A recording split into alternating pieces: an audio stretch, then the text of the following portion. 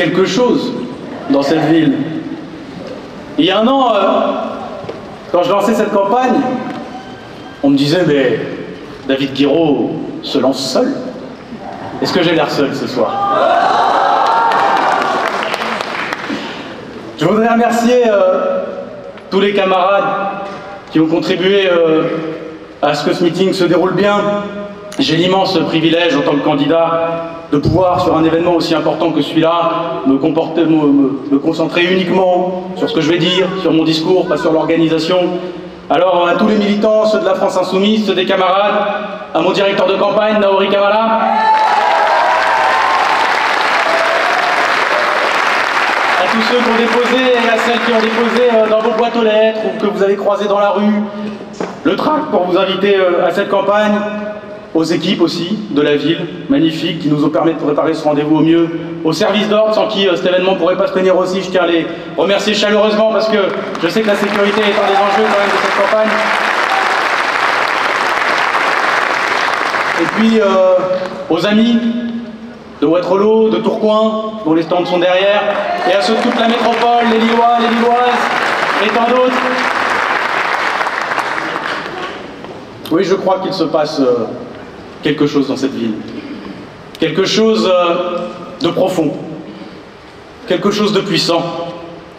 Ce quelque chose, je crois que c'est l'idée que dans une France qui plonge dans la détestation des autres, dans la détestation de soi-même, nous pouvons et nous devons être une lueur d'espoir pour ce pays.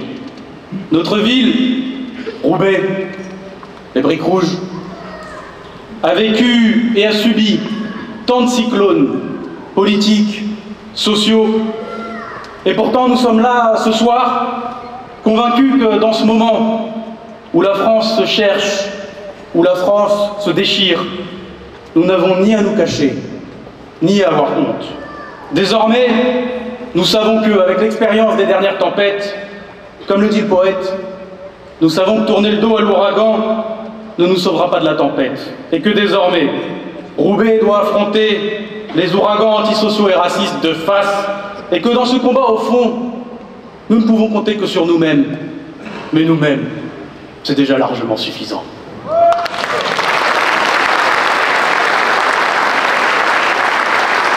À travers cette campagne municipale, le temps est venu pour Roubaix aussi de montrer l'exemple. Au XIXe siècle, Roubaix est la première des grandes villes de France à devenir socialiste. Cet exemple, c'est de prouver qu'il n'y a rien de plus puissant qu'un peuple mobilisé, discipliné, et qui se moque de l'œil et du jugement que peuvent avoir sur lui les esprits mauvais. Depuis les vents froids du Nord, nous portons dans nos cœurs cette volonté de feu que nous ont légué nos anciens, nos anciennes, leurs espoirs, leurs histoires, et nous sommes prêts à nous battre avec acharnement pour transmettre ces rêves à nos enfants. Le temps est venu, les amis. Le temps est venu pour que tous se souviennent que Roubaix a des choses à dire à la France et que notre ville reprenne la place qui est la sienne pour imposer le respect et la dignité pour les nôtres.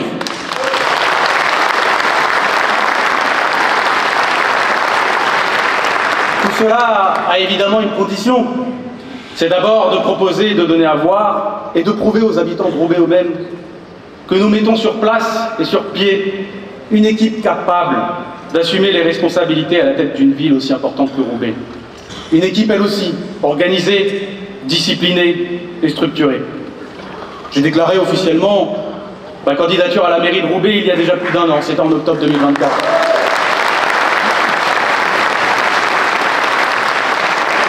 Je devinais déjà à l'époque les réactions de ceux qui ont l'habitude de ne rien faire, de ne rien dire, et de considérer l'élection quelque part comme une tâche administrative. Depuis bientôt 2 ans, j'ai fait un choix inverse, c'est vrai. J'ai fait de la politique, au sens noble du terme. Et l'élaboration de notre programme politique pour Roubaix arrive à sa conclusion. Il a commencé, je vous le rappelle, par des cafés citoyens, il y a déjà plus d'1 an et demi. Il a été enrichi par des contributions des Roubaisiens et des Roubaisiennes sur le site internet guiraud2026.fr. Faites-y un tour, il est assez bien foutu. N'hésitez pas à vous inscrire. Il a été renforcé par les boîtes à idées que nous avons placées à chacun de nos rendez-vous dans les quartiers. Et puis j'ai auditionné, enfin plutôt je devrais dire, mon infatigable directeur de campagne, Naori Kamala, qu'il faut quand même saluer encore une fois ce soir, a auditionné plus de 120 personnes, des experts, des dirigeants d'associations, des universitaires, des habitants historiques, des piliers de certains quartiers et de la ville, et tant d'autres avis pour récolter toutes les suggestions utiles et les axes de travail que nous avions à approfondir. Avec l'équipe qui m'entoure, nous avons sacrifié nos week-ends, puisque nous nous voyons tous les dimanches, pendant 4 heures au moins, ça c'est quand ça se passe bien, pour ne parler que du programme, rien que du programme, en plus de tous nos rendez-vous militants. Et je le dis avec une certaine fierté parce que, bon, c'est vrai que c'est fatigant, surtout qu'en ce moment avec le projet de loi de finances, on se passerait bien de beaucoup de discussions, mais c'est ce dont on a privé les Roubaisiens pendant trop longtemps, c'est-à-dire du respect et du travail de la part de leurs élus. Car nous parlons autant au cœur des gens qu'à leur cerveau. Et à mesure que nous discutions du programme, une équipe s'est créée, elle s'est renforcée, et chacun des membres que vous verrez ce soir aura pu se faire une idée non pas juste de son secteur, de son thème, du sujet dont il est chargé, mais sur l'orientation globale que doit prendre notre ville. Au final, j'ai aussi décidé d'aborder cette élection en refusant uniquement de faire campagne uniquement sur mon nom ou sur ma réputation. C'est pas mal quand même dans la ville. Car je sais que tout seul, je ne pourrais pas exercer correctement les responsabilités d'une ville aussi grande. C'est pourquoi à partir de ce soir, vous ne verrez plus seulement un candidat, mais aussi une équipe soudée, disciplinée, travailleuse et intègre. Alors comment ça va se passer aujourd'hui, ce soir? Aujourd'hui, vous allez découvrir plusieurs de nos grandes propositions pour la ville et pour ses habitants. Et à mesure que je parlerai du programme, de temps en temps, vous découvrirez, ou vous verrez, parce que certains visages sont connus des habitants de la ville, les premiers visages de ceux qui composent notre liste. Alors évidemment, en un seul meeting, je n'aurai pas le temps de parler de tout, ni de tous les sujets, et de rentrer en profondeur sur tous les sujets que je vais aborder. Ou alors, et ça c'est votre choix, vous êtes là jusqu'à minuit. Pour l'anecdote, hein, j'avais prévu 45 minutes, je me dis 45 minutes c'est bien, j'en suis à 1h30 de discours, donc j'espère que vous avez préparé quelques petites bouteilles d'eau. Et on va essayer de faire comme dans les grands restaurants, si vous voulez. Si vous ressentez une petite pointe de frustration à la fin du discours, c'est pas plus mal. Le but, c'est que vous repartiez en vous disant, bon, j'ai bien mangé, mais je reprendrai bien une part.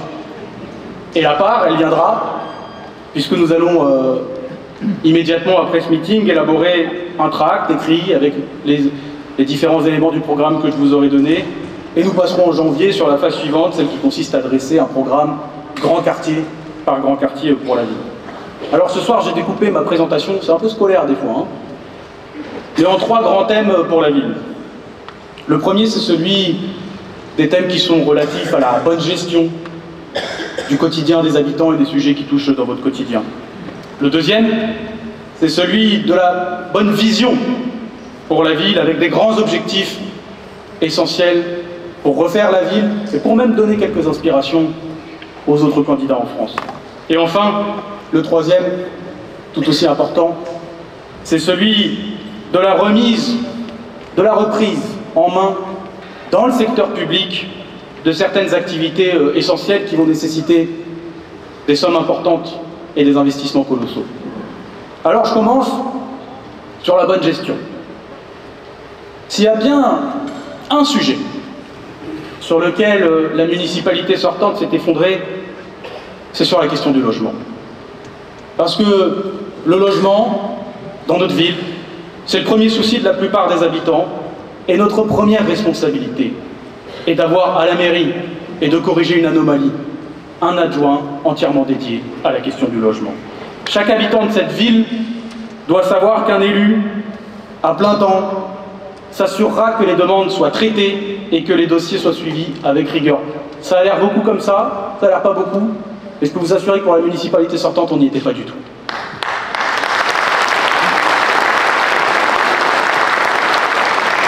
Vous savez, il y a une crise profonde du logement en France. Mais nous avons des leviers d'action quand même. Dans un cadre qui est, c'est vrai, très difficile pour le logement et pour le logement social, nous aurons un mot d'ordre. Nous ne savons pas à l'avance si nous allons gagner et l'emporter sur tous les dossiers de tous les habitants.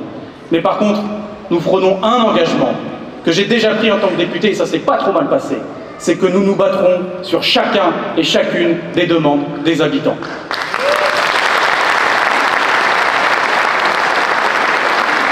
Ça, c'est le plus simple. Mais nous devons aussi déclencher plusieurs plans d'action s'agissant du logement. D'abord, la lutte contre les logements vides, pour les remettre en usage. Les logements vides, on a des quartiers entiers ici qui en souffrent considérablement. Je pense évidemment à l'exemple qui nous vient en tête le premier, c'est-à-dire le quartier du Pile, mais il y en a d'autres. Les logements vides, c'est un facteur d'insalubrité, de mocheté quand c'est muré ou qu'il n'y a aucune activité, que ça se voit. C'est aussi un facteur parfois de contagion des bâtiments qui sont à côté, avec des gens qui sont voisins de ces bâtiments vides et qui se retrouvent avec des champignons et plein d'autres nuisibles qui peuvent nuire à leur quotidien. Il y a plus de 4000 logements vacants à Roubaix. Alors, la majorité d'Elbar a essayé une méthode. On a connu les logements à 1 €, on a connu la remise sur le marché des logements par les propriétaires eux-mêmes.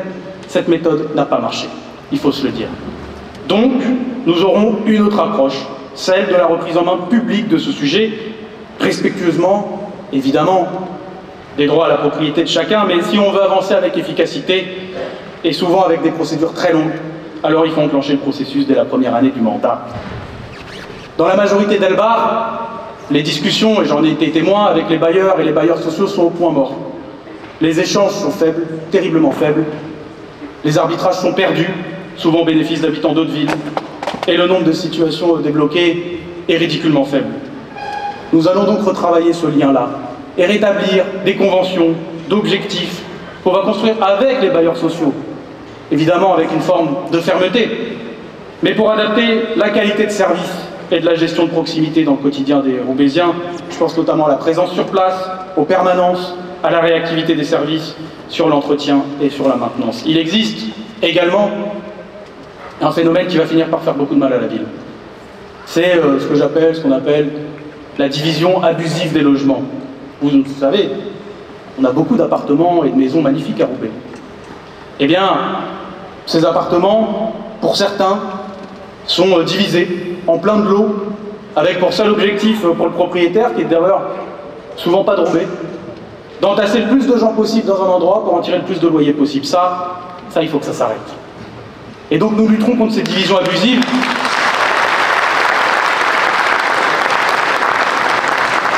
Ça ne veut pas dire qu'on interdira toutes les divisions, je préfère aussi rassurer, parce qu'il y a des immeubles qui sont très grands, et des hôtels particuliers qui sont très grands, et vu qu'on a des familles moins nombreuses qu'avant, ça peut s'entendre. Donc on accompagnera ceux qui sont respectueux, mais par contre nous devrons lutter contre ces divisions pour respecter à la fois le patrimoine, qui est beau, qui mérite d'être préservé, et nos habitants.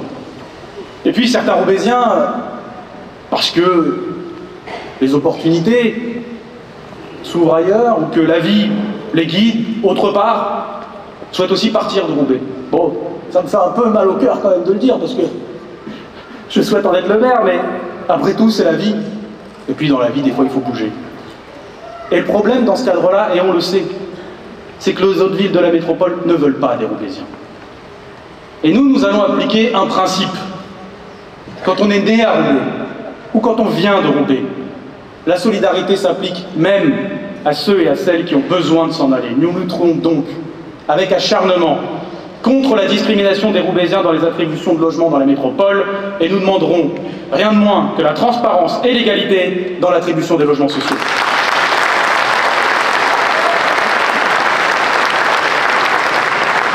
Nous défendrons, somme toute, une politique métropolitaine équitable du logement social, parce que, qu'on se le dise, Roubaix est une ville populaire, qui remplit une fonction d'ailleurs que peu de villes dans cette métropole veulent bien remplir, c'est-à-dire accueillir. Accueillir souvent les exclus, accueillir les précaires, accueillir les nouveaux. Nous en sommes fiers de cette histoire-là. Mais ceci étant affirmé, notre métropole ne peut plus être gouvernée uniquement par l'égoïsme des Outre-mer. Chacun doit prendre sa juste part dans l'accueil des situations les plus difficiles, et je pèserai de tout mon poids, et même si je ne suis pas très épais politiquement, ça pèse un peu plus, pour l'accueil et pour que les autres villes se mettent enfin à construire de logements et des logements sociaux.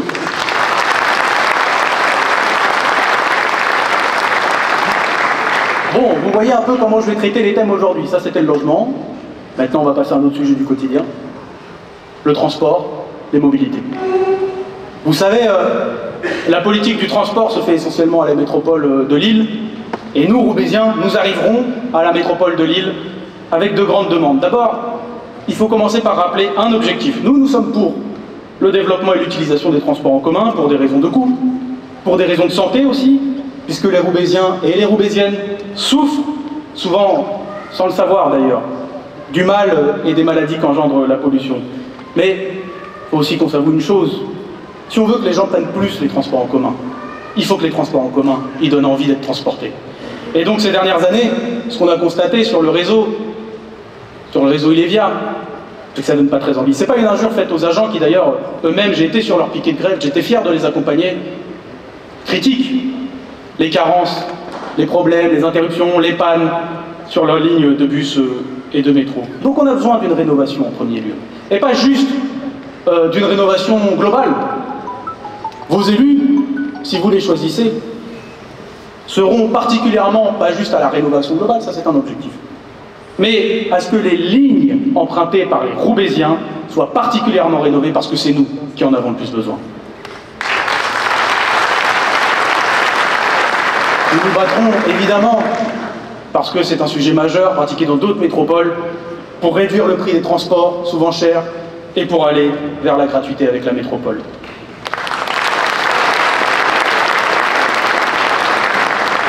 Alors, les mobilités, c'est pas que la voiture et le métro et le bus. Hein. Nous avons également, par exemple, besoin de soutenir un plan vélo. Après tout, on n'est pas la ville du vélo pour rien.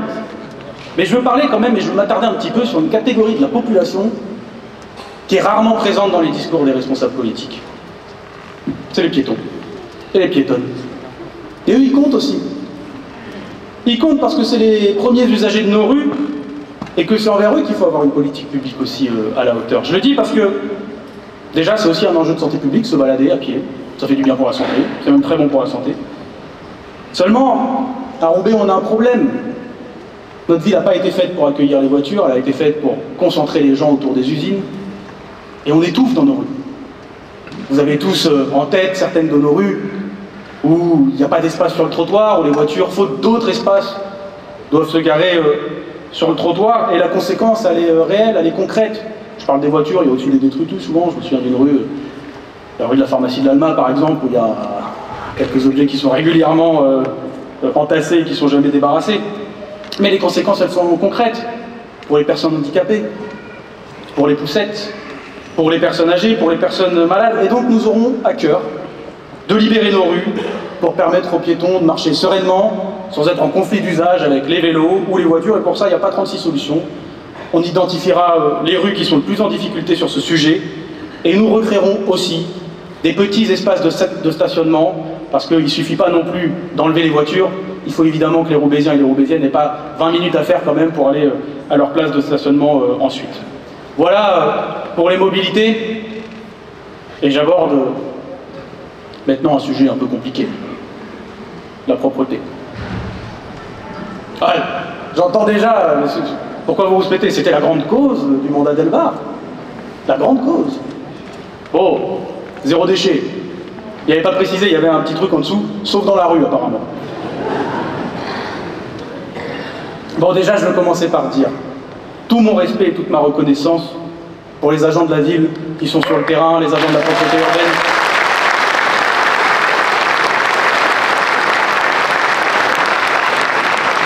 Je sais qu'ils font ce qu'ils peuvent avec les moyens qui sont à leur disposition et que, j'ai pu le constater, ces moyens ne sont pas suffisants. La question de la propreté, grande cause du mandat d'Elbar, il faut aussi le dire, a été largement privatisée ces dernières années. Aujourd'hui, les moyens alloués à la propreté urbaine de Roubaix, c'est plus de 5 millions d'euros. C'est pas mal.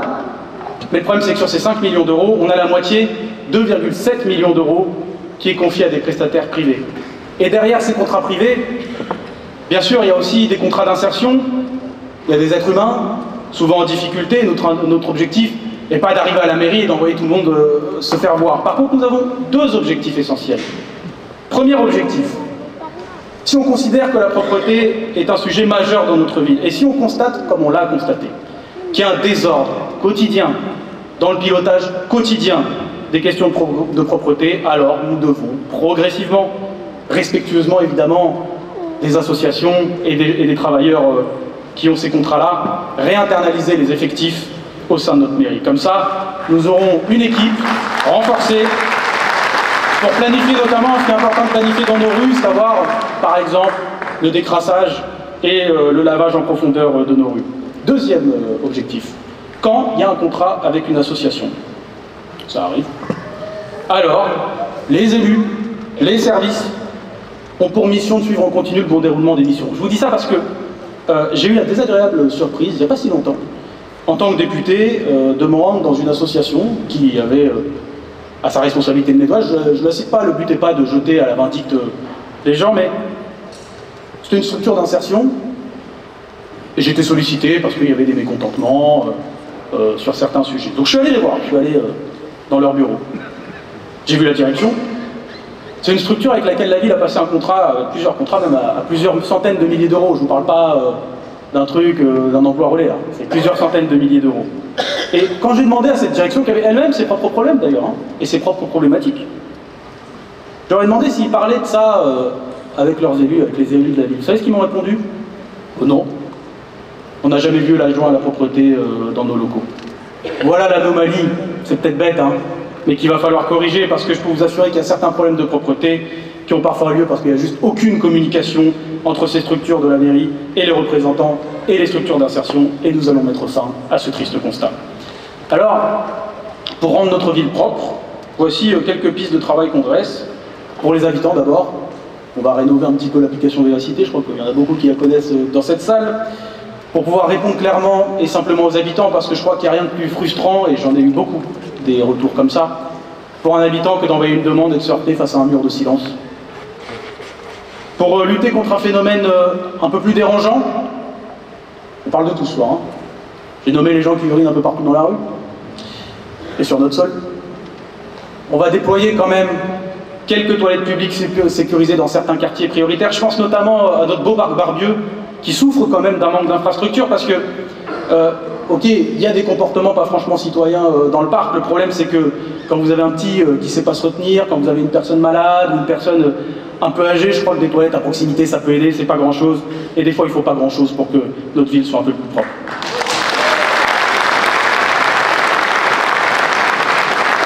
Et puis, s'agissant des déchets, le but est d'agir à chaque fois à la source. Vis-à-vis des commerçants d'abord.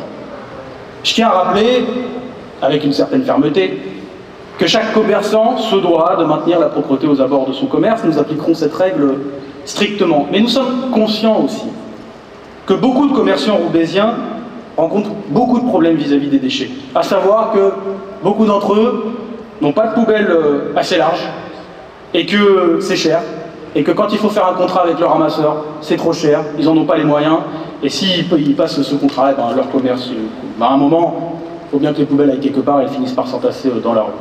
Donc, comment faire pour régler ce problème avec les commerçants? Nous irons d'ailleurs déjà négocier avec le ramasseur, Estera, pour ne pas le nommer, pour faire baisser les tarifs de collecte et de traitement des déchets, mais surtout en parallèle, des fois il y a des choses simples à faire, je ne comprends pas pourquoi ils n'y pensent pas. On déploiera un camion plateau de la ville qui passera à récupérer les déchets des commerçants, au moins dans les grandes artères de la ville commerçante. Comme ça, on pourra arrêter d'avoir honte en empruntant nos vélos. Deuxième sujet, les déchets en pied d'immeuble ou en pied d'habitation. Je sais que beaucoup de Roubaisiens et de Roubaisiennes subissent ça également. Alors là, on a un travail particulier à faire vis-à-vis des bailleurs, qu'ils soient sociaux ou privés. Nous avons notamment à négocier avec eux, et je leur ai déjà annoncé la couleur, des espaces propres, à l'abri des nuisibles pour les ordures ménagères. Et pareil, nous avons des conventions qui sont signées, qu'on doit travailler sur la gestion de proximité pour que ce travail soit fait et qu'il soit bien fait. Et enfin, les particuliers. Il y en a deux catégories. Je commence par le plus simple, les Roubaisiens. Bon, on va pas se mentir. Il y a des incivilités dans la ville. Il y a des gens qui laissent traîner leurs poubelles et leurs déchets un peu n'importe où. Bon, s'agissant de ce problème, je vois qu'il y en a qui sont particulièrement concernés. Oui, non mais je vois les gens à vol. Il n'y a pas 36 solutions sur ce problème-là. On va déployer partout dans la ville des médiateurs de la propreté. Leur but à eux, ça sera d'identifier les sources de ce problème-là, parce qu'il y a quand même plusieurs choses. Il y a plein de situations différentes. Si on se retrouve par exemple face à quelqu'un qui manifestement s'en fout de dégueulasser le trottoir, bon, la réponse est assez simple. On essaie de lui faire comprendre, on discute, puis si ça marche pas, réponse ferme, tarif plein pot. Je pense que ça devrait en dissuader plus d'un avec un suivi un peu convenable. Mais il y a aussi des familles, et je tiens à le dire quand même, il y a aussi des familles dans cette ville qui n'ont pas forcément le choix. Parce qu'il y en a peut-être dans cette salle. On a des maisons dans cette ville qui sont toutes petites, avec des habitants qui sont nombreux dans le logement. Et forcément, il y a un moment où on ne peut pas vivre parmi les poubelles, et vu qu'il n'y a pas d'espace de poubelle à proximité, il n'y a plus que la rue pour les mettre. Je le dis parce que, sur cela, on doit être précautionneux et faire attention et développer ce travail-là pour ces familles-là qui sont en difficulté, qui ne veulent pas mal faire, mais qui n'ont juste pas vraiment le choix. Eh bien, on fera simple aussi, on déploiera des poubelles dans la rue, à l'abri des nuisibles, pour qu'ils puissent entasser leurs déchets, pareil, pour que ça soit bien géré.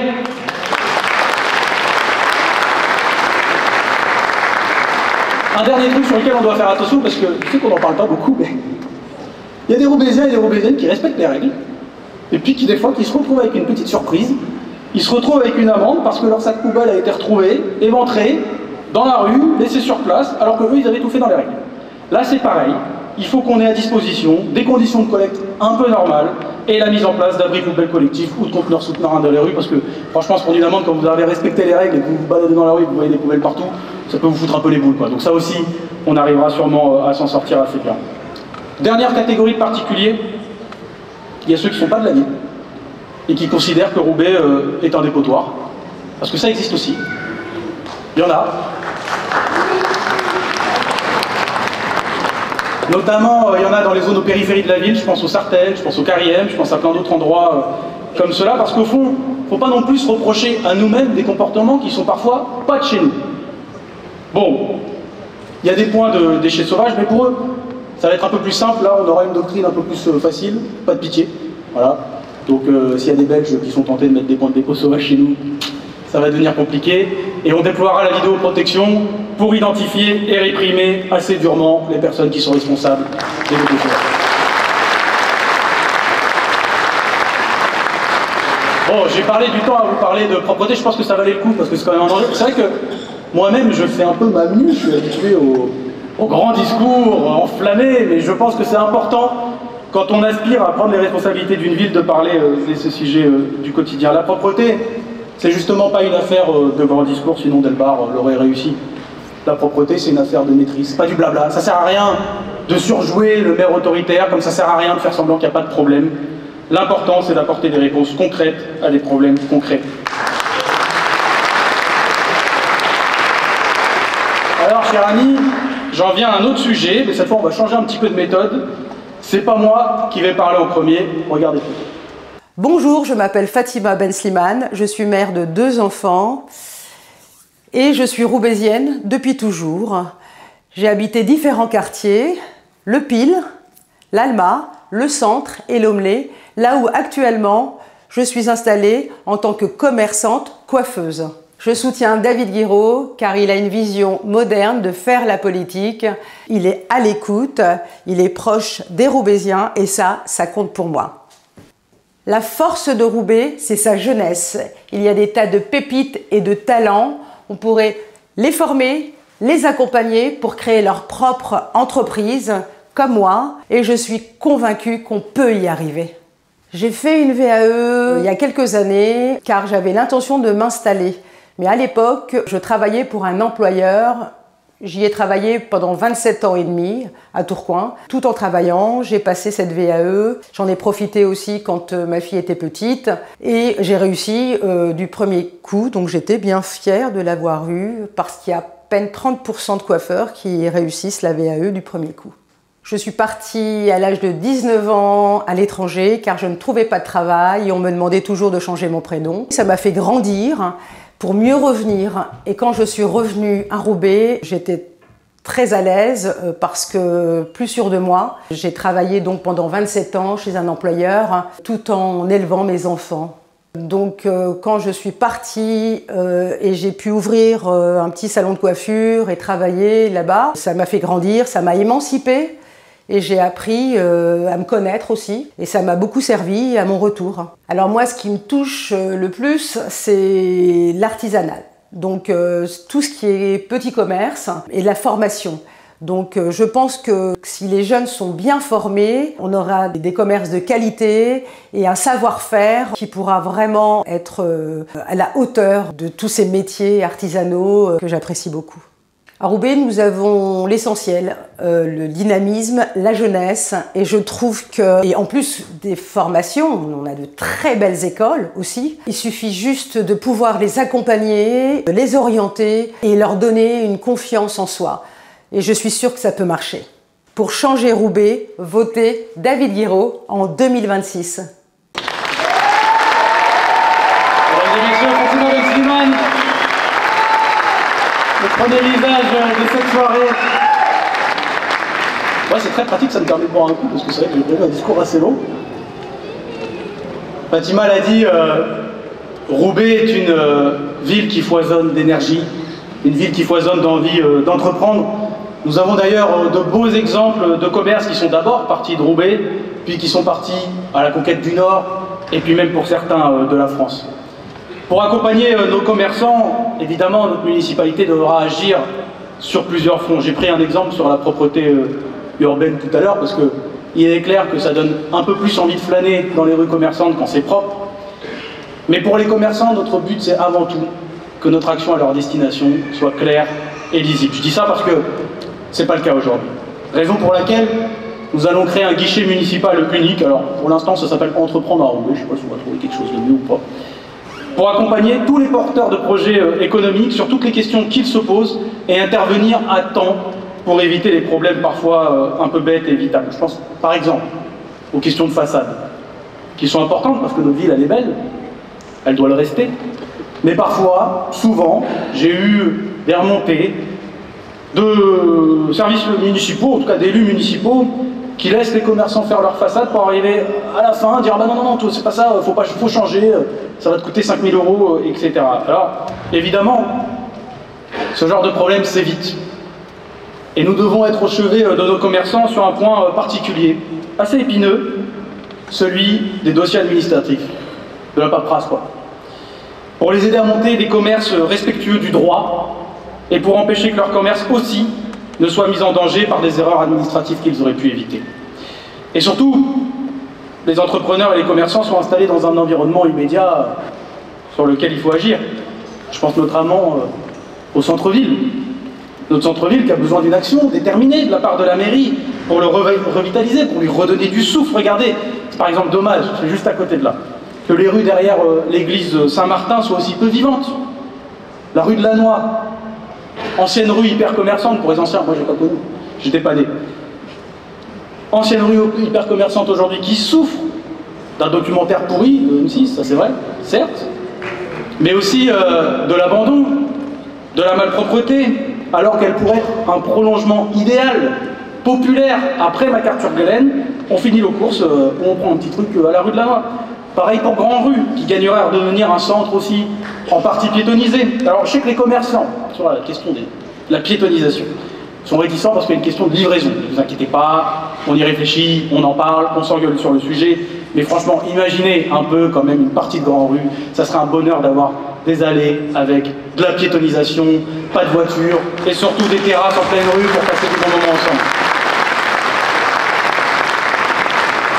En définitive, sur ce sujet, notre municipalité a une chance, c'est qu'elle n'a même pas besoin de créer l'envie d'entreprendre, elle existe déjà. On a juste à l'accompagner et lui donner un cadre dans lequel les Roubaisiens peuvent faire fleurir leur commerce, avoir envie de se lancer et se rendre fiers et rendre fiers notre ville. Je passe à un deuxième sujet majeur pour notre ville avec un deuxième visage.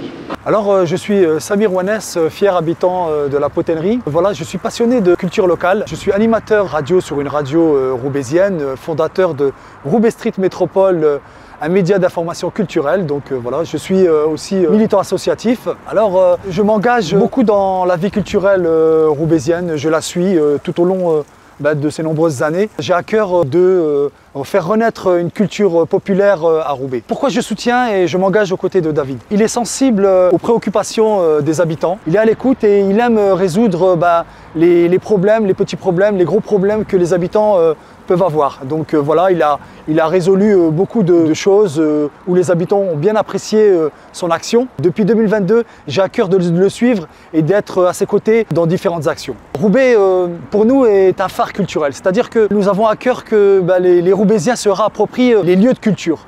Voilà, on veut une culture de proximité au contact des Roubaisiens. Donc voilà, qu'ils soient acteurs, animateurs.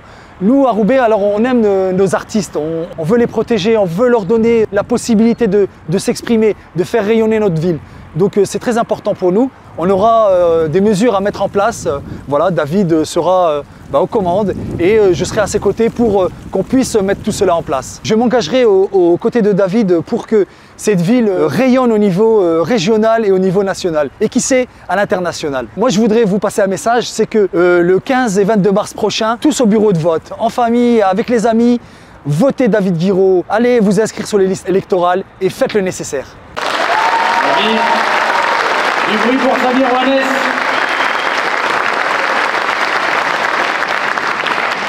La culture, c'est ce qui nous rend libres, c'est ce qui nous rend fiers, c'est ce qui nourrit notre esprit et qui nous permet de briser les barrières que les puissants ont posées dans nos propres têtes. Ça nous permet d'élargir un peu nos horizons et nos enfants, ici, en ont particulièrement besoin.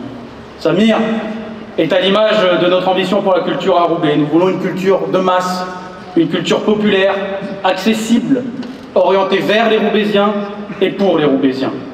Nous avons ici à Roubaix une chance, c'est que nous avons des grandes infrastructures. Nous avons juste qu'à ouvrir leurs portes. Nous n'avons qu'à ouvrir les portes du conservatoire, des écoles de musique, de danse, de théâtre et des associations artistiques locales. C'est pourquoi nous financerons et nous valoriserons les pratiques artistiques issues des quartiers, parce que c'est notre histoire et que notre histoire, nous en sommes fiers. Mais on ne se limitera pas à ces pratiques-là.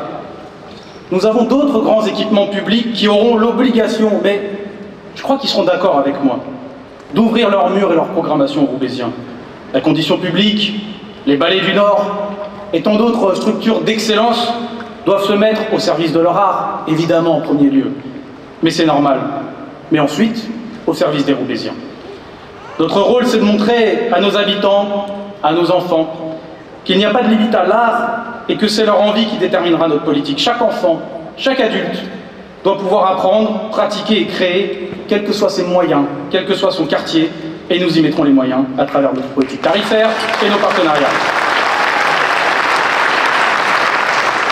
Et puis parfois, pour ceux et celles pour qui l'art n'est pas un sujet, parce que parfois les barrières mentales sont dressées très haut dans les esprits, parfois il faut un peu créer l'étincelle. Et pour créer cette étincelle, nous organiserons chaque année une grande et belle journée des arts dans les écoles, dans les associations, pour permettre à chaque enfant de découvrir et de choisir une pratique culturelle. J'en viens à nos artistes, parce que je suis désolé de le dire, mais ça fait quand même plusieurs années qu'on a la désagréable impression que dans cette ville, les artistes parisiens ou les artistes d'une autre ville sont mieux considérés avec plus d'importance que les artistes locaux. Donc on va inverser un peu cette tendance, évidemment dans les appels à projets qu'on fera, et puis dans la mise à disposition notamment de lieux vacants qui sont souvent inutilisés, qui peuvent leur servir d'espace pour qu'ils puissent créer et entreposer leurs affaires, parce qu'un artiste, ça demande de la place. Et nous renforcerons également les bourses artistiques pour soutenir nos artistes locaux, roubaisiens, qui sont parfois, voire même souvent, dans des situations précaires pour les aider à se consacrer pleinement à leur art.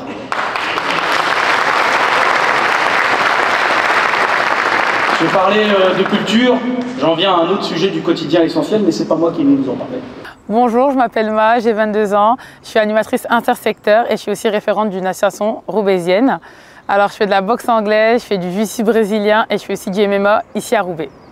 Moi je soutiens David Guiraud car c'est une personne qui est sur le terrain, qui est proche des jeunes et qui essaye de lutter contre les vraies inégalités. Chez David, j'apprécie sa franchise et son engagement qu'il a pour les jeunes et surtout pour les jeunes des quartiers qui sont souvent oubliés en France. Je pense que David, ça peut être un très bon maire, car c'est une personne qu'on voit dans nos quartiers. Et ça, c'est très rare de voir une personne autant impliquée dans nos quartiers et qui parle avec les parents, qui essaye de comprendre les problèmes des jeunes, etc. Et qui donne les outils pour qu'ils puissent résoudre leurs problèmes et réussir. Moi, ce que je veux, c'est de lutter contre les inégalités en général, scolaires, culturelles, et contre la ségrégation dont une partie des Roubaisiens et Roubaisiennes subissent encore les conséquences. Il faut donner aux jeunes des outils pour qu'ils puissent s'épanouir et réaliser leurs rêves. C'est ce que défend David et c'est pour cela que je le soutiens. Le bruit pour Makaba, notre enfant de l'Alma. Ma sera chargée de faire ce qu'elle fait de mieux, c'est-à-dire de suivre et de proposer des animations culturelles, sportives et récréatives pour les jeunes de notre ville. Notre ville est une ville jeune. Et l'avenir nous tend nécessairement les bras dans un pays qui est frappé par le vieillissement de sa population. Nous sommes, nous, Roubaisiens et Roubaisiennes, une réalité indépassable, quoi qu'en disent les commentaires de plateau télé. Ce pays ne se fera pas sans nous.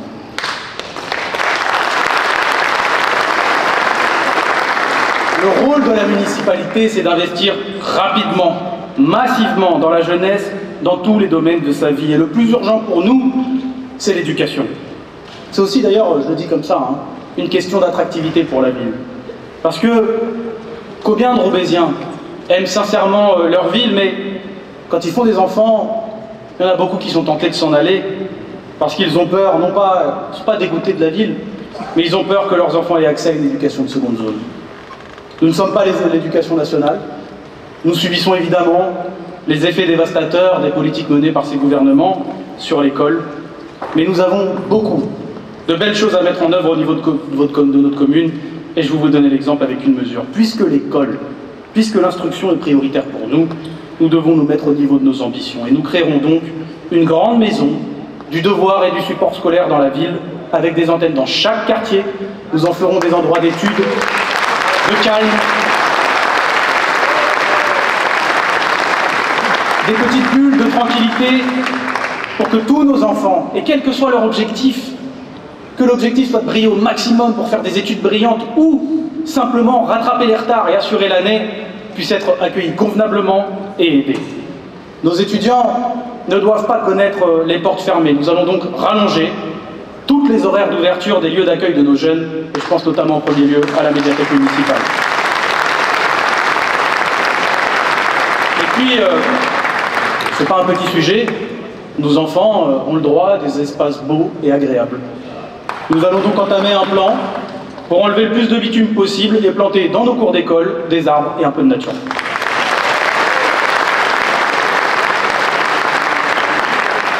J'ai parlé de l'école, il y a évidemment d'autres moments importants dans la vie de nos jeunes. Il y a la culture, j'ai déjà évoqué, mais je crois que ça s'est vu un petit peu dans les mots de Makaba. Il y a aussi le sport. Et sur le sport, nous avons d'immenses ambitions à Roubaix. Pas parce que ça fait beau de le dire, mais parce qu'il y a une réalité dans notre ville. On est fort quand même. On est balèze en sport. Notre ville regorge d'associations et d'institutions sportives de grand niveau. Notre mission, à nous en tant que municipalité, si vous le choisissez, c'est de monter notre niveau d'ouverture et d'exigence pour que les Roubaisiens puissent pratiquer le sport qu'ils veulent, quand ils le veulent. Je le dis parce que c'est un sujet de santé publique.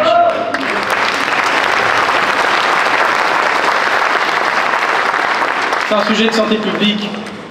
Dans le pays tout entier, nos corps sont en mauvais état. C'est pas une critique personnelle, moi-même j'ai 32 ans, j'ai mal au dos. Et c'est aussi une question de santé mentale. Parce que le sport, comme la culture d'ailleurs, ça nous permet d'évacuer nos frustrations, de canaliser notre colère ou notre énergie, de nous rendre plus sûrs de nous, plus fiers de nous, plus heureux et plus accomplis. Nous mènerons donc une politique sportive qui tranche avec tout ce qui se fait partout dans le pays. Nous, on veut faire du sport un objet total, un objet en soi. Pas l'intégration par le sport, l'éducation par le sport, pas le travail par le sport. Je ne dis pas que c'est inintéressant, mais c'est déjà fait. Et c'est fait avec des institutions, on continuera à faire ces dispositifs-là. Mais nous mènerons une politique sportive pour le sport, pour l'amour du sport, avec une politique de masse et une politique populaire. Et ça nécessite, avant tout, que les Roubaisiens et les Roubaisiennes aient accès à leurs espaces.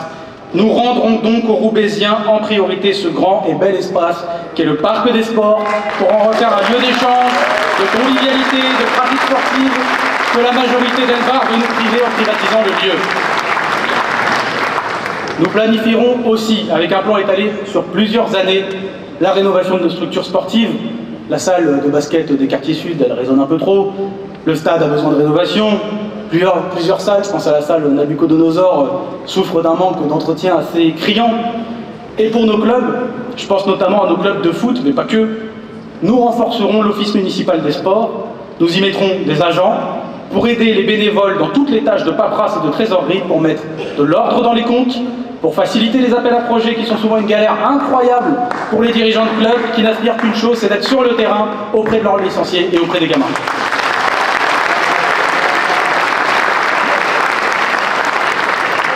J'avais dit, on a une chance, il y a de tous les sports à Roubaix. Mais il y a certains sports qui sont encore un peu trop fermés aux enfants de notre ville. Je demanderai donc à chaque structure sportive un suivi précis du nombre de Roubaisiens licenciés dans chaque structure et de développer un plan pour inciter nos jeunes à pratiquer ces sports. Je ne le dis pas pour choquer, je ne le dis pas pour désigner des sports à la vindicte, mais je crois quand même que vous serez d'accord avec moi que c'est un peu étrange que nous soyons la ville du vélo, mais qu'il n'y ait aucun Roubaisien qui fasse le Paris-Roubaix ou qui soit sur les pistes cyclables dans les villes.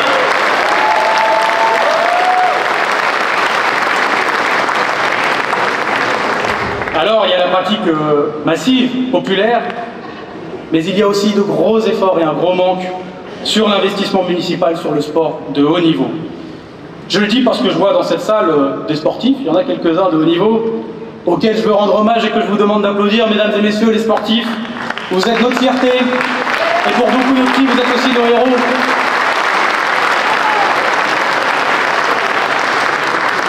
Alors nos sportifs ont quelques besoins précis auxquels nous répondrons. Ils ont besoin d'un espace de récupération et de préparation. Nous le mettrons sur pied.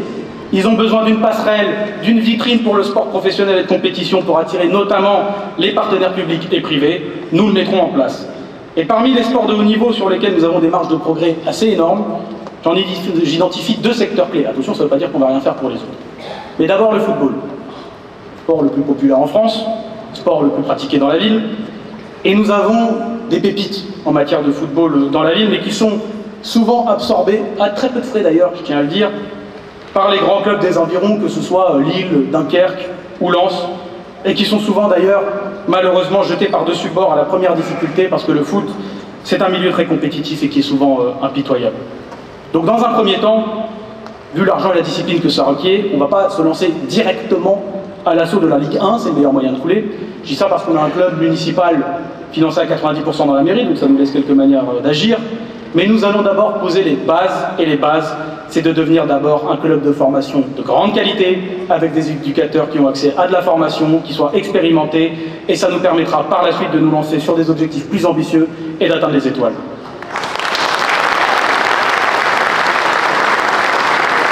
Deuxième grand secteur, les sports de combat. Parce que nous avons des fondations extrêmement solides et nous avons l'honneur de compter dans notre ville plusieurs grands clubs de boxe et de champions. Alors, je ne veux pas citer trop de monde pour ne pas faire de jaloux, parce que quand on cite une personne, c'est mal poli de ne pas citer tout le monde, mais vous avez vibré et vous avez supporté comme moi les frères Coupé en boxe professionnelle, la famille Jamal qui brille en boxe amateur, nos boxeurs Jamal Adjab, Ismaël Lacal, en lutte, notre club mené par Jamel Yessa qui prend une position dominante dans la région et en France. J'en oublie évidemment, il y a le judo, il y en a plein d'autres, et puis il y a un petit nouveau qui vient de se faire une place conséquente en France. Je pense au MMA, et nous avons la chance d'avoir un club qui prend une dimension nationale, il s'appelle la Team AFC, avec des super sportifs, Bison, Silverback, avec Daniel Orfedo. Et je le dis au passage, pour les organisateurs de MMA, autant c'est une fierté de vous avoir dans la ville, autant personnellement, je vis comme une honte que les événements de MMA soient pour vous plus faciles à organiser à Lille qu'à Roubaix, parce que les élus lillois sont plus accueillants que les élus roubaisiens, et nous allons remédier très vite à cet aménagement.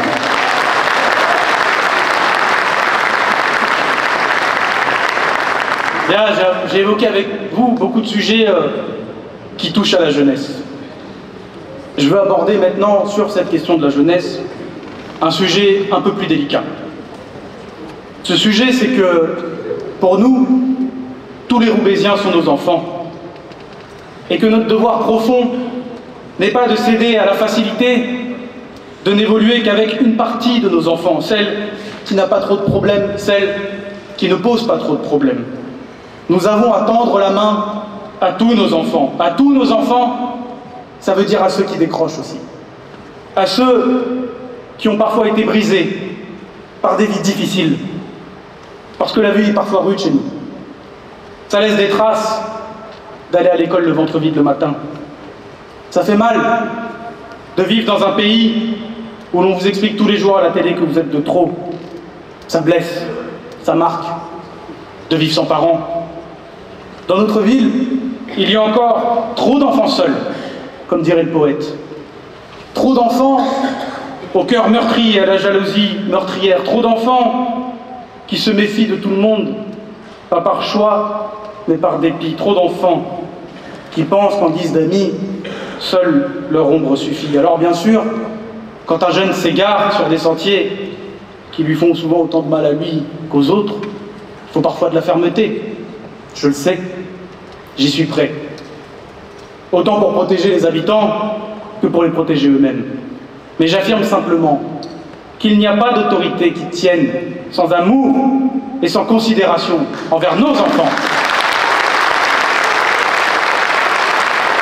Alors, à tous ces enfants, parfois grands enfants, qui se sentent au fond si seuls, je le redis ici, et je le redirai toujours, il n'est jamais trop tard pour personne. Nous devons leur dire, à ces enfants, qu'il n'est pas trop tard pour arrêter de se tuer à petit feu, que ce soit à la violence, à l'argent facile, au protoxyde d'azote, ou à tant d'autres choses qui corrompent le cœur et l'esprit. Nous devons leur dire qu'il n'est pas trop tard pour que leurs parents pleurent de fierté plutôt que d'angoisse. Et nous allons donc faire quelque chose, un geste, bien plus ambitieux que ce qui s'est fait jusqu'ici, quelque chose de bien plus révolutionnaire que ce qu'on nous demande de faire à la télévision. Si certains de ces jeunes m'entendent aujourd'hui, ces jeunes qui sont en lutte contre leurs propres démons, qu'ils sachent que dans leur combat intérieur, ils ne sont pas seuls. Et nous allons leur dire à ces enfants, simplement, alors même qu'ils se sentent si seuls, que nous, on nous aime. Nous, on les aime. Nous, on croit en eux. Alors battez-vous. Battez-vous. Battez-vous contre ça. Et si vous cherchez une cause sur laquelle vous battre, on va vous en proposer une. On va reprendre les bases, celles qui fondent la commune depuis le Moyen-Âge. Vous savez comment a été fondée la commune? Par le serment de Jean, qui se jure entraide et fidélité commune. Alors si vous cherchez un combat qui peut vous aider à dépasser vos souffrances, voilà, il y en a, Henri, montre-leur le blason de notre ville, le drapeau de Roubaix. Battez-vous pour ça, pour votre ville, pour son blason. Battez-vous pour vous jurer entraide et fidélité commune. Et dans une ville où le trouble identitaire est si puissamment entretenu par les racistes, par les xénophobes et les haineux, on a beau se protéger, parfois se replier, mais au fond on sait que quand on quitte cette terre, on ne veut pas être entouré de billets ou de trophées, mais simplement des gens qui nous sont aimés. Alors sachez qu'ici, à Roubaix, que l'on ait des racines de Belges, de Français, de Sénégalais, d'Ivoiriens, de Marocains, de Cambodgiens, de Portugais, d'Algériens,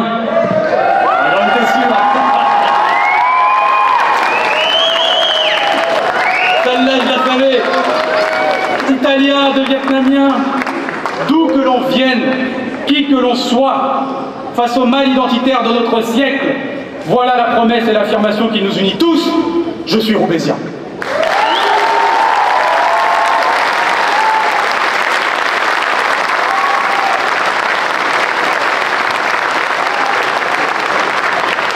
Je ne vais pas faire un discours qu'avec des mesures programmatiques. Hein. Mais j'y reviens. Et je vais aborder maintenant la deuxième partie. La première était la plus longue, je vous rassure. Vous avez commencé à avoir faim. Celle qui parle de la bonne vision, d'une vision rénovée que l'on veut pour notre ville et pour son fonctionnement. Mais c'est pas moi qui vais vous en parler.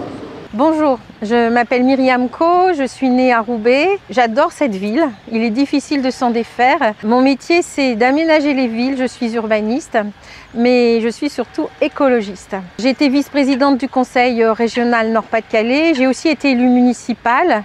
Et aujourd'hui, je suis engagée dans le monde associatif sur plusieurs sujets, la défense de la nature, la défense et la valorisation du patrimoine et aussi l'égalité femmes-hommes. Alors, je ne fais pas partie de la France Insoumise, je suis écologiste. Alors pourquoi je soutiens David Guiraud? Parce que nous allons mettre en place ensemble une grande politique écologique et sociale, telle que Roubaix en a besoin, telle que ses habitants le méritent. Nous voulons agir concrètement et je peux vous assurer qu'avec David, on a l'intention de bouger les lignes. Parce que ce qui est bon pour la planète, ce qui est bon pour la nature, est bon aussi pour notre bien-être, est bon pour notre santé, est bon pour nos enfants et est bon aussi pour nos fins de mois. Mais je soutiens aussi la personne. David est quelqu'un de travailleur. Il connaît ses dossiers. Je sais qu'en tant que député, il a pas mal travaillé dans l'ombre sur des situations roubaisiennes très concrètes. Et il a su mobiliser les institutions jusqu'au plus haut niveau. Et je vais vous dire, David n'en a pas fait des selfies. Il a été là, tout simplement. David est sincère. Il a un caractère bien trempé et ça, Roubaix va en avoir bien besoin. Mais aussi, David est quelqu'un qui aime les gens. Il sait écouter, mais surtout entendre. Il sait travailler en équipe. Et cette équipe que nous bâtissons pour les municipales, elle est diverse, elle est riche de compétences. Elle est tournée vers les Roubaisiens et ce sont des gens de terrain. Demain, avec vous, à Roubaix, nous réviserons les projets en rue de renouvellement urbain à l'Alma, à l'Épeule, au Pile également. Et nous stopperons ces démolitions absurdes et coûteuses qui ont été décidées contre la vie des habitants. Demain, l'aménagement de nos quartiers, nous l'imaginerons ensemble. Demain, à Roubaix, nous ne laisserons plus détruire le patrimoine roubaisien. Nous valoriserons la qualité urbaine, qu'il s'agisse des beaux bâtiments ou des maisons plus modestes avec nos beaux alignements de maisons de rue en briques, car Roubaix est belle et son histoire est grande. Et l'histoire demain, nous l'écrirons avec vous, avec les jeunes et avec les vieux, avec les pauvres et avec les riches, avec les hommes et avec les femmes, avec les gens de toutes les couleurs. Donc on vous attend, on a besoin de vous, venez. Mesdames et messieurs, notre urbaniste préféré, Myriam Co.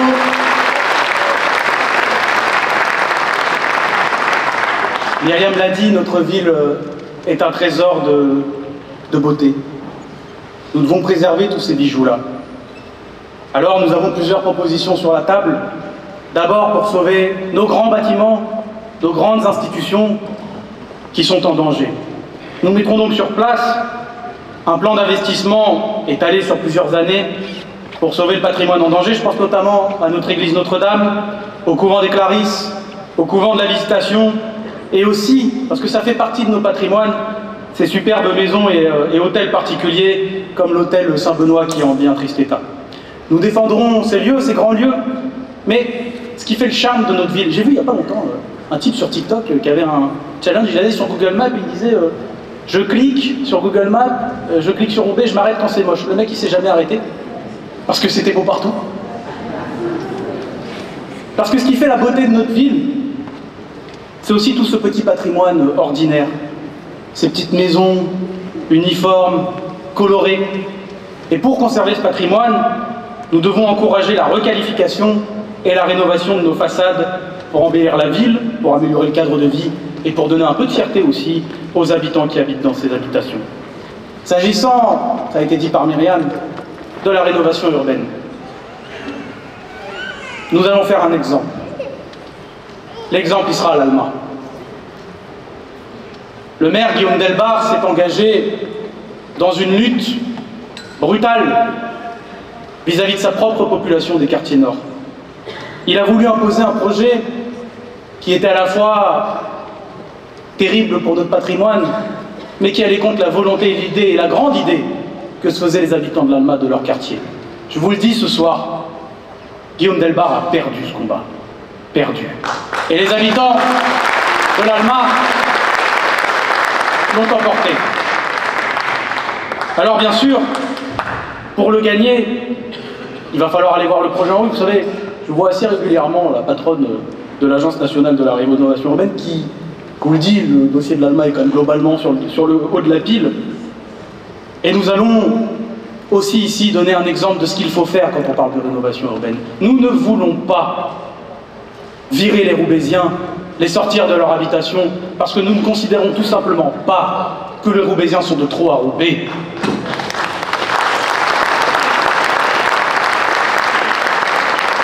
Alors nous allons devoir limiter au plus possible les démolitions et requalifier ces beaux bâtiments. Et j'ai dit aussi, j'ai prévenu les bailleurs sociaux, j'ai eu une discussion avec eux il n'y a pas si longtemps, alors M. Guiraud, si vous êtes maire. L'ALMA sera un exemple pour une autre raison. Si nous gagnons, nous allons très vite arriver, alors je ne sais pas si ça va être avec une scie, et nous allons enfin rendre tous ces espaces qui ont été volés aux habitants, qui ont été murés, toutes ces barrières qui ont été dressées parce qu'on nous disait « oui, la sécurité, on va tout enlever ». Et nous allons montrer qu'une politique un peu déterminée a pour premier objet de faire en sorte et de garantir que les espaces sur lesquels quand même les habitants payent des charges ont le droit d'évoluer dedans. C'est leur espace, c'est leur quartier. Et on fera comme ça à l'ALMA. Nous continuerons à l'Épeule, où nous nous opposerons évidemment à ce projet de supprimer des courées qui sont pourtant en bon état, qui sont belles. Moi j'ai été choqué, c'est là que j'avais fait ma première affiche de campagne, Courée de Perse. Qu'est-ce que c'était beau. Et puis nous continuerons sur la refondation de nos quartiers, parce que nous ne voulons pas de quartiers marginalisés. C'est vrai que l'ALMA est le quartier qui s'est le plus battu, donc qui a fait le plus de bruit, mais il y a des quartiers qui souffrent en silence. Il y a Oran-Cartigny, il y a le Sartel-Cariem, avec une requalification qui a mis du temps à arriver au Cariem, à la résidence. Il y a la rue Jules Guesde, qui souffre aussi beaucoup. Bref, il y a quand même beaucoup d'éléments sur lesquels nous pouvons avancer pour embellir notre ville, et surtout, respecter nos habitants. Nous avons besoin d'un plan aussi pour reconnecter Roubaix à la nature. C'est pas rien pour moi. C'est pas rien pour le collectif dans lequel on est. On est une ville avec beaucoup de bitume, peu de nature. Et donc il faut qu'on adopte une trame urbaine pour que les Roubaisiens, et c'est pas un gros mot, aient accès, où qu'ils soient, quel que soit leur quartier, à la nature et à la beauté des choses. En définitive, notre projet urbain consiste à pouvoir contempler la beauté de notre nature et la grandeur de l'esprit humain. Dans une société, je le dis aussi, qui juge l'autre selon les milliards qu'il a investis en bourse, nous proposons un autre idéal de vie en commun. Parce qu'au fond, à quoi bon être milliardaire si nos enfants ne connaissent même pas le nom des plantes et des oiseaux? Alors, nous renforcerons évidemment l'archipel des parcs et des jardins de Roubaix. Il faut valoriser tout ça.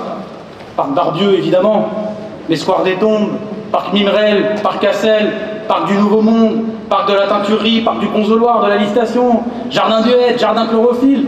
Un travail de valorisation doit être fait partout dans ces espaces, un travail de valorisation de l'espace et de l'histoire patrimoniale autour de la nature. Et puis, il y a aussi un grand impensé encore, le fameux canal de Roubaix, dont Guillaume Delbar nous avait promis monts et merveilles, qui doit lui aussi reprendre sa place dans notre belle ville. Bref, moins d'espaces désaffectés, plus d'espaces de lieux habités, utilisés, et dans une ville où on compte tant de friches, pour nous chaque friche, c'est un projet ou alors un lieu commun pour les habitants.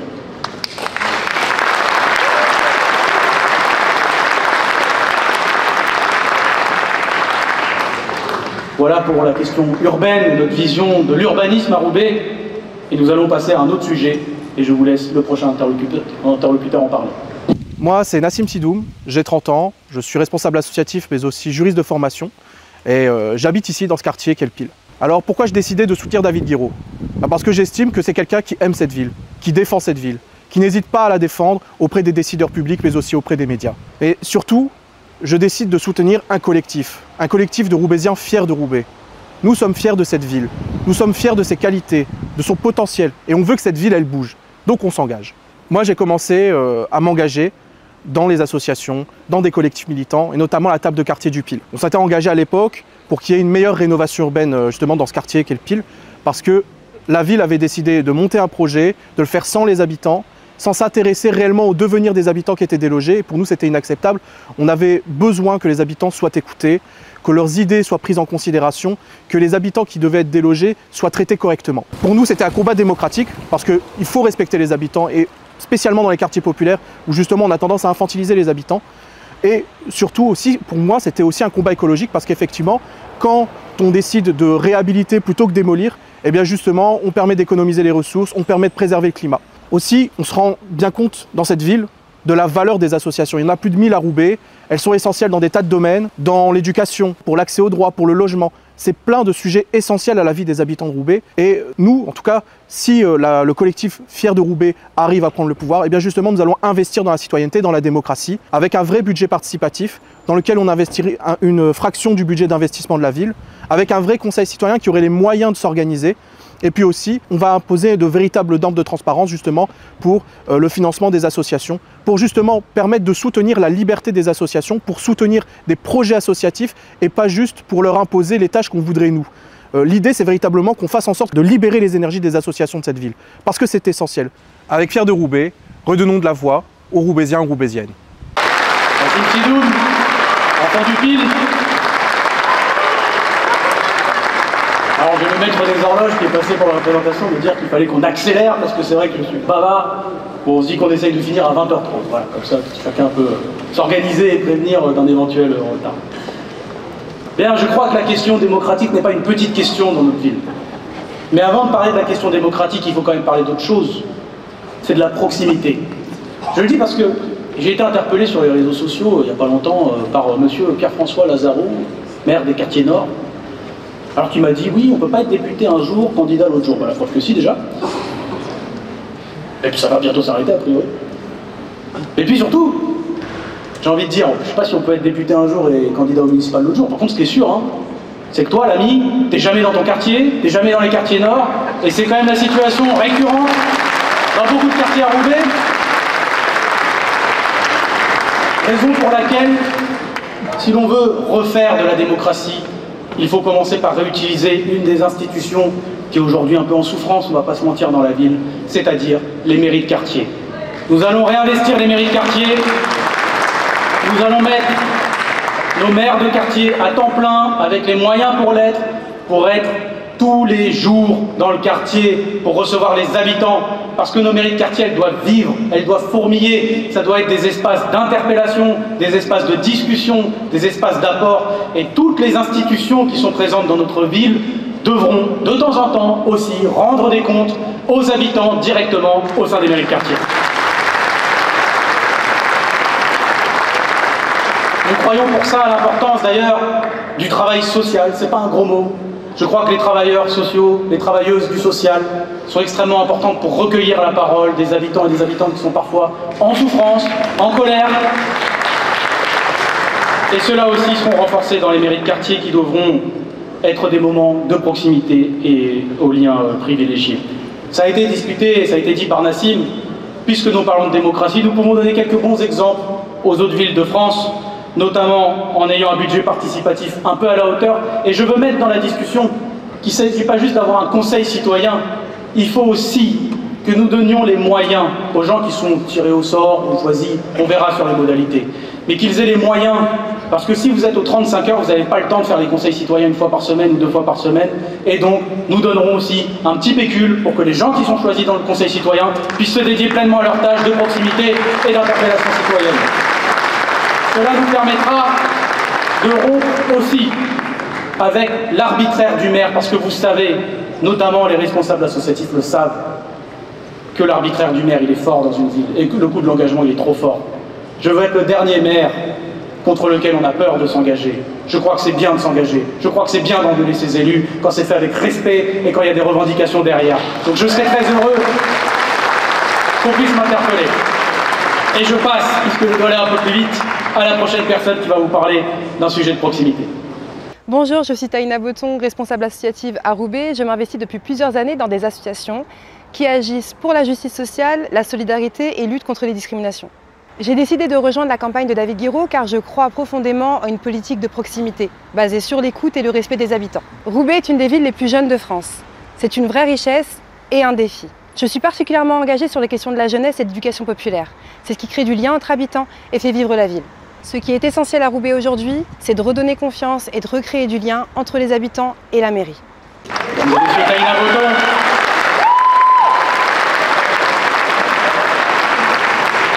J'ai rencontré Taïna justement sur ces sujets.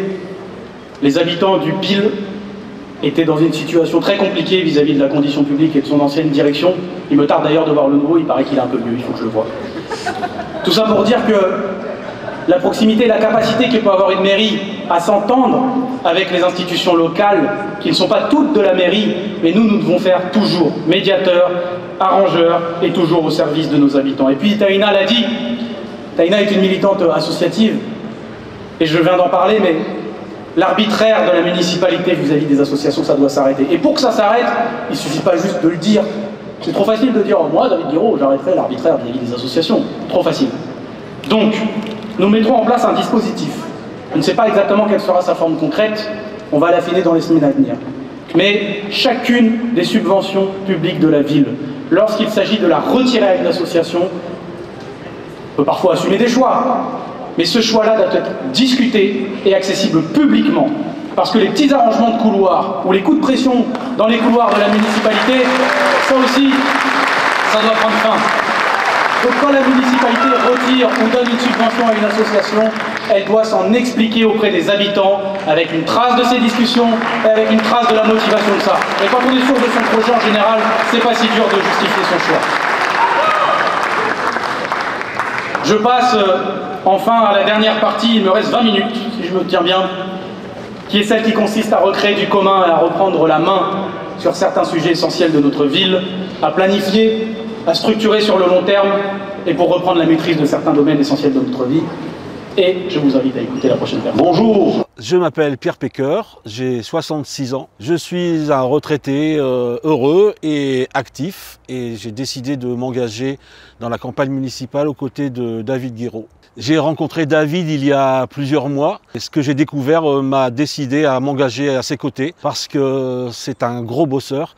Il a le souci des autres, le souci des gens et un grand sens du collectif et ça correspond tout à fait à mes valeurs. Je me sens très concerné par les questions de santé au travers notamment de l'alimentation qui doit être saine et durable évidemment et accessible au plus grand nombre. C'est pourquoi je crois qu'une action municipale doit être dirigée complètement en ce sens au travers de l'accessibilité par les cantines et par le soutien aux associations qui sont engagées dans ces types de projets. Et je pense notamment au projet de caisse locale d'alimentation et de sécurité sociale de l'alimentation. Nous allons défendre un projet du bon, du bio, pour terre tous, accessible, bon dans les assiettes, bon pour la planète. Allez, pour Roubaix, à gauche toutes. Mesdames et messieurs, Pierre Pécœur, en direct du Trichon.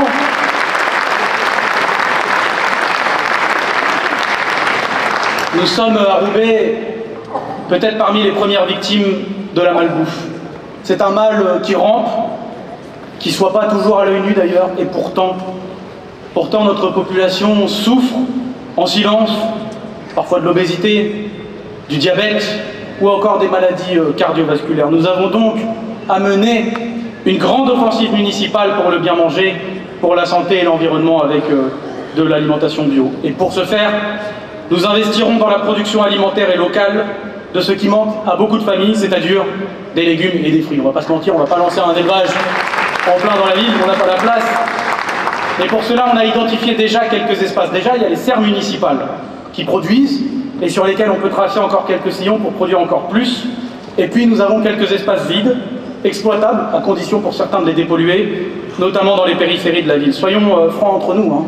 La ville n'aura pas les moyens de nourrir tous les jours toute l'entièreté de la population, juste avec une production locale. C'est pour ça qu'il faudra aussi pousser cette ambition au sein de la métropole de Lille, puisque nous avons la chance quand même d'être dans une métropole qui a de nombreuses surfaces cultivables. Mais nous pouvons produire de quoi s'alimenter sainement et correctement, au moins pour aider ceux qui en ont le plus besoin, à savoir les plus démunis, ainsi que les enfants qui ont besoin de ces aliments pour que leur corps se développe sainement. Si on n'est pas trop mauvais, on peut même imaginer de vendre à des prix réduits, puisque notre but n'est pas de faire du profit, aux restaurations collectives et à nos commerçants locaux. Il y a Un autre sujet sur lequel nous pouvons reprendre la main, c'est le deuxième sujet avec l'alimentation. Nous vivons dans un monde fou où l'argent dirige tout. Et nous avons l'ambition et la possibilité de renforcer considérablement une institution dont on parle assez peu à Roubaix, mais qui existe. C'est le Crédit municipal de Roubaix. Pour en faire une banque du quotidien pour les Roubaisiens. Alors évidemment, il y a une condition à cela, c'est que les Roubaisiens et les habitants nous fassent confiance pour y placer leur argent, mais je suis persuadé que le travail doit être enclenché dès les premiers mois du mandat pour avoir une banque qui n'a pas comme unique objectif de se faire un maximum d'argent sur le dos des épargnants et qui peut derrière développer des politiques sociales et faire des choix comme celui que font peu de banques, c'est-à-dire de faire confiance aux Roubaisiens et aux Roubaisiennes qui sont souvent confrontés à un mur quand ils veulent porter un projet économique qui nécessite du financement. Et je crois que c'est un projet long et technique, mais qui est fondamental, et c'est une belle bataille qu'on peut mener.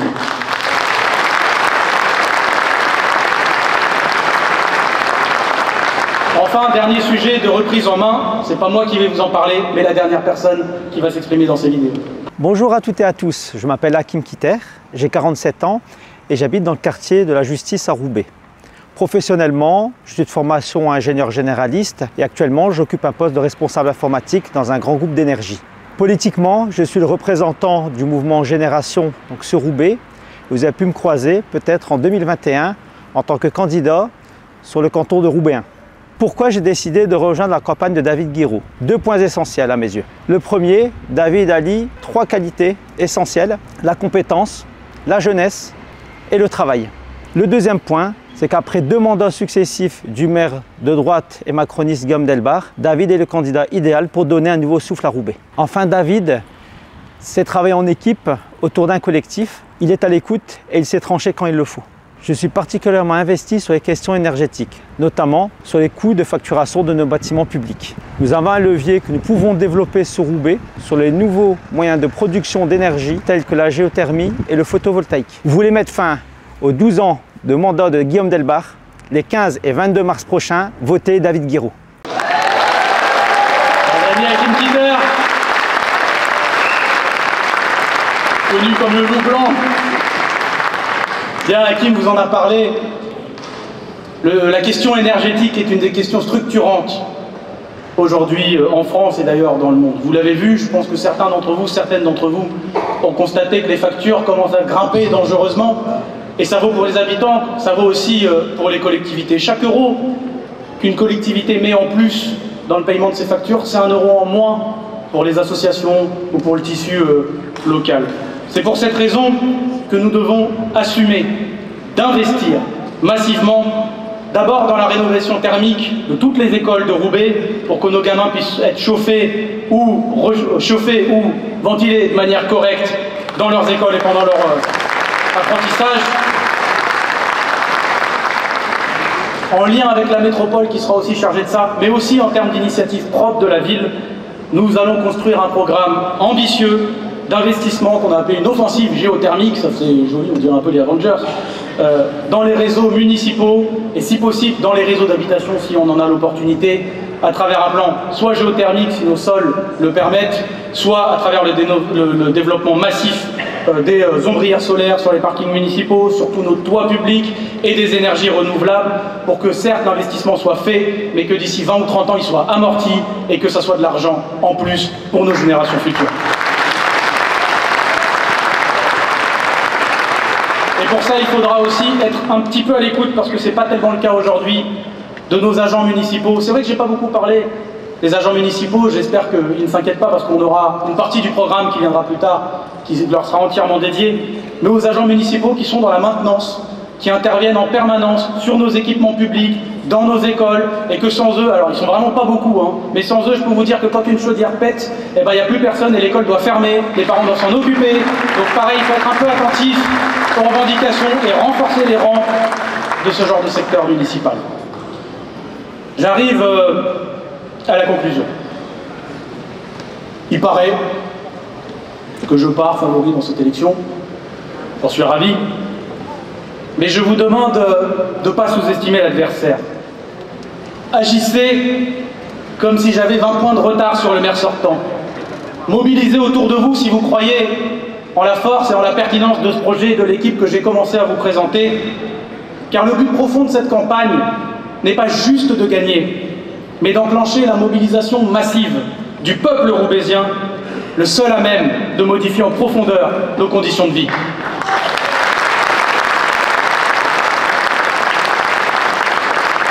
Chers amis, voici l'équipe que je vous ai présentée aujourd'hui. D'autres figures importantes de la ville seront révélées bientôt au public.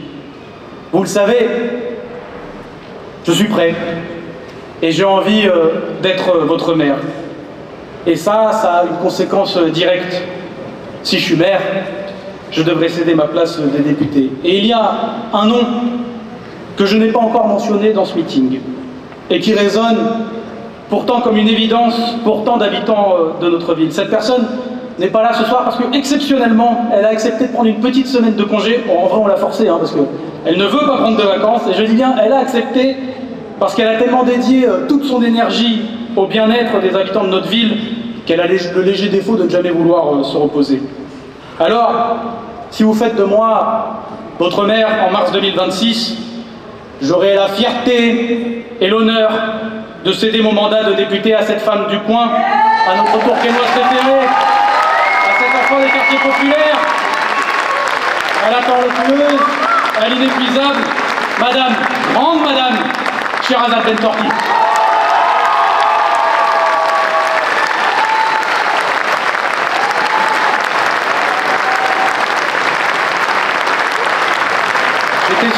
J'étais sûr de deux choses dans ce meeting. J'étais sûr que quand je dirais le mot algérien, ça allait se lever, et j'étais sûr que quand elle allait dire Sherazade Bentorki, ça allait applaudir.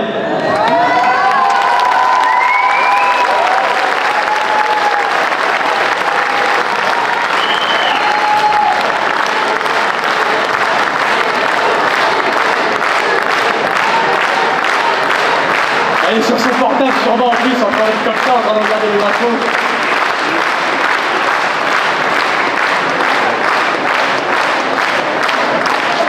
J'espère que je serai maire aux côtés des maires insoumis de notre métropole. J'ai vu la Waria Adouche de Lille, Benoît Tirmar de Wascal et tant d'autres, Hugo Bernalicis qui ne peut pas être là ce soir, Ardine Dasque et tant d'autres camarades. Alors, j'ai reçu plusieurs messages ces derniers mois. Certains m'ont dit avec un peu d'inquiétude mais David, si tu t'en vas de l'Assemblée, on n'entendra plus ta voix sur la scène nationale.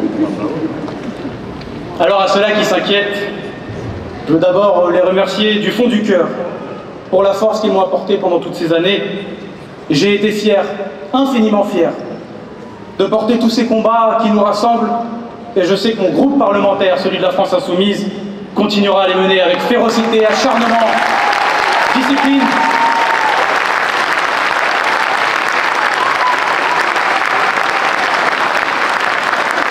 Si les Roubaisiens et les Roubaisiennes font ce choix de m'élire maire, alors l'heure sera bientôt venue pour moi de commencer une longue marche, celle qui consistera à démontrer toute la grandeur, toute la force dont est capable une ville populaire et ses habitants dès lors qu'ils choisissent des élus travailleurs, intègres, qui les aiment et qui les respectent. Parce que j'affirme que d'ici même à Roubaix, que notre voix, celle de nos 100 000 habitants, 100 000 espoirs, celle de la longue lutte de notre peuple pour le respect, la dignité et le bonheur, portera bien plus haut, bien plus loin, bien plus fort que n'importe quelle chaîne d'information en continu pourra me le permettre.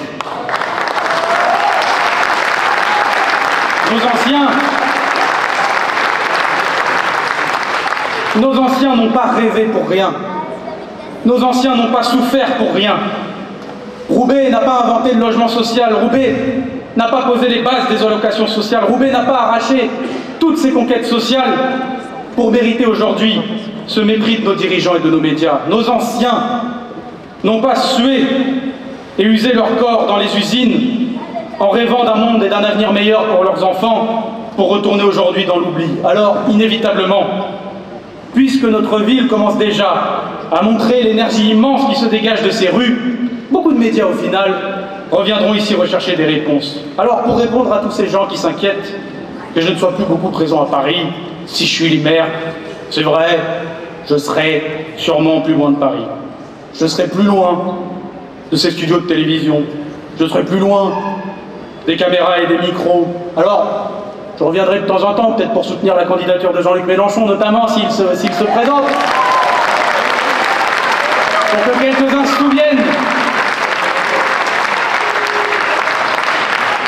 Mais je crois que je n'aurai plus besoin des micros parisiens. Parce que je dirai les choses d'ici à Roubaix. D'ici à Roubaix, nous allons leur donner une leçon politique. D'ici à Roubaix, alors même que les nuages sombres du racisme et du rejet s'amoncellent sur notre si beau pays, un espoir continue de galoper dans notre nation. Depuis nos courets, depuis nos grandes cheminées, depuis nos beaux bâtiments, depuis nos petites maisons bigarrées, un message résonne désormais. Français, qui que tu sois, d'où que tu sois, si tu as peur, si ton cœur doute et que ton esprit hésite sur l'avenir de notre patrie, relève la tête.